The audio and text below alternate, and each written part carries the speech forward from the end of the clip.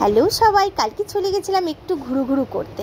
দেখো ট্রেনের খাবার দাবার, উপায় না থাকলে মানুষকে এটাই খেতে হয়, তাই নিয়েছিলাম এবং খেলাম। একদম ভালো খাবার দাবার নয়। গেছিলাম একটা মলে, খুব আনন্দ করলাম। সেখানে অনেক ছোট ছোট ফুড স্টল টাইপের ছিল, যেমন Pizza Hut, wow momo, KFC, টি জাংশন, অনেক ধরনের ছোট ছোট স্টল ছিল। সেখানে কিছু কিছু জায়গার থেকে কিছু কিছু ফ্রুট কালেক্ট করে নিলাম। কালকে একটা KFC থেকে চিকেন বাকেট নিলাম। দেখো তোমাদের সাথে শেয়ার করলাম, অনেক এনাফ ছিল, আমাদের সবার ভালোই পেট ভরে গেছিলো। এবং আসার সময় মনে অনেক দুঃখ নিয়ে ফিরে এলাম। আসার ইচ্ছে ছিল না, তাও আসতে হলো।